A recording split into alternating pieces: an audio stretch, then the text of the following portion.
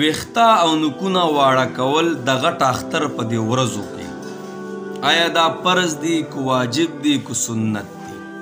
دا مونږ چې ویله کوئ زه وضیحه نیسم او زه نوکونه او ویښته نه واړه کوم په دې لسو ورځو کې. دا صرف د لسو ورځو خبره ده ښه. د ذوالحجې دا میاشت چې نوي شي او د غټ اختر ته دا لس ورځې پاتې شي نو په دې ورځو کې دا خبره اتره ده ښه. نو آیا دا فرض دی که سنت دی که واجب دی؟ دا به څنګه کوي څوک چې وضیحه کوي. او بله دویمه دا خبره د غټ اختر په سحر چې هغه روجه خو نه خو بهر کې بیا مور کې روجه چې د سحر ناشته څوک نه کوي او د قربانۍ په غوښه باندې څه وکړي هغه روجه ماته کړي. نو آیا دې کې دا فرض دی واجب دی که سنت دی؟ ډېرو ملګرو دې باره کې دا سوال کړی دی ښه.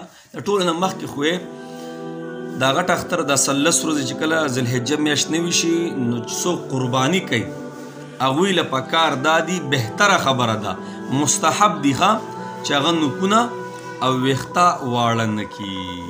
څوک چې وضیحه کوي قرباني کوي اکو ښځه ده اکو سړی دی صحیح شو چا چې سین ولي نو بهتره خبره ده چې هغوی دي دا خپل نوکونه او ویښته دا نه واړه کوي. مستحب دي ښه فرض او واجب نه دي. خو چېرې واړه کړه نو ګناهګار نه دی ښه ګناه پکې نشته.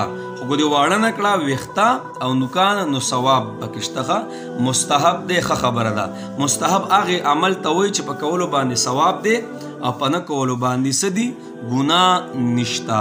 دا ولې جي دا کم حاجیان چې منډې تړلې وی نو په دې لسو ورځو کې د هغوی سره لږ مشابهت موږ اختیار کوو ځکه چې په دې دوران کې هغوی نه نوکان واړه کوي او نه ویښته واړه کوي هغوی ډېره منډو تړلو دا ورځي که نه. نو دلته چې په پوره دنیا کې څومره مسلمانان دي نو دا د دې خبرې یو قسم لا هغه ثبوت دی چې موږ د هغوی سره شامل یو نو چې الله هغوی له ثواب قشم ورکړي د شرم به الله موږ له هم راکړي په دې اراده دي موږ کوو ښه. نو مستحب دي ښه خبره ده.